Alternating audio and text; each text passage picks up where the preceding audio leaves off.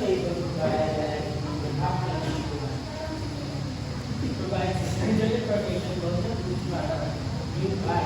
It shows the nutritional value, ingredients, and other important details related to the product. It means that nutrition label, it is the information about sa mga product at saka yung mga label ng mga sa mga ginagawa sa product. Okay, that's right. What we said is right. Now, in our goods or in our products that we are consuming, are you looking for the label of it? Yes. The information? Yes. Okay, that's good. Do you think it is healthy? Yes. Okay, that's it. Now, we're gonna, for today, malalaman natin if the food that we are consuming is healthy and the unnecessary nutrition that we get from that. Now, first is the serving information. Okay, everybody, please read nga. Serving information. The serving size tells the amount of food that people eat or drink, but not a recommendation of how much you should take in. They are familiar units provided in similar foods such as cups or pieces and number of grams or milligrams. Okay, that's right. Now, the serving information is what? Ano yung sabihin nyo, ano yung product? It is yes, that's right, the serving size. It can be the size of the cup, it can be liter, it can be milligram or grams. Ngayon, why do you think it is important to know the serving information of a product? Yes, Princess Anne. Bakit mahalaga tinitingnan natin kung ilan ba yung grams? Yes. For example, po yung tao kung may mataas sa cholesterol. Siyempre, i-check po natin kung yung pagkain pa rin nandun sa cholesterol para maiwasan po yung pagkain. Okay, that's right. Give a round of applause for Princess Anne. Product. Can you please show me where is the serving information here? Yung naka... Yes, Maria, that's the one. Yung naka-rectangle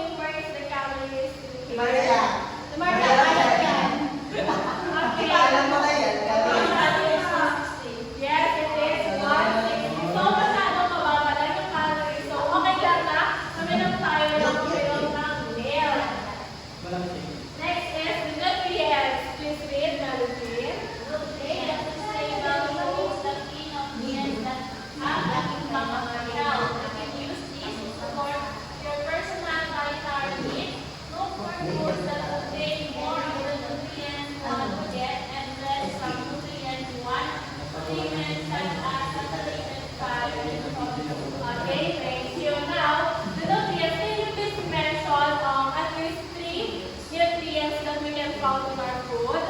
Yes. Yes. Vitamin A, vitamin C, and vitamin B12. Okay, well, that's right. So, I have also here a product. Now, can you please mention the nutrients that is listed in here? Jenny, ano yung mga nutrients na dito? Vitamin D, vitamin, ano, can you please write louder? Vitamin D, para itong iron, para itong vitamin A.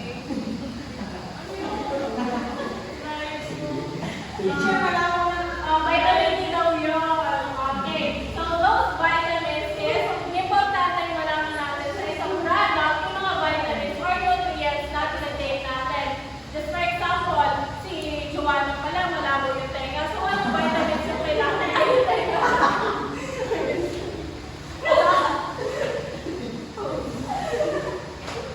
Okay, si Joanna pala. Okay, si Joanna. Ano, wala mo kay Joanna? Saan yung nutrients na alam mo ni Joanna? Vitamin A. So, ano yung mga supplements ba na recommend ko for vitamin E? Ano? Kalabasa. Okay, ano?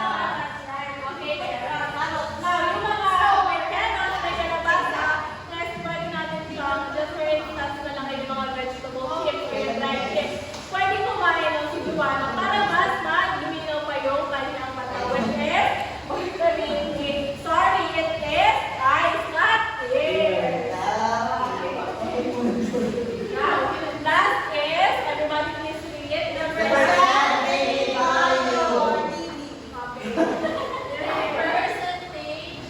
Verified group for each ingredient in the serving of the food are amounts expressed in grams, milligrams, or micrograms of nutrients to consume or not to exceed each day. Okay, what do you think is the percentage value? Yes? Tasha, what do you think it is? Do you have any idea what is percentage value?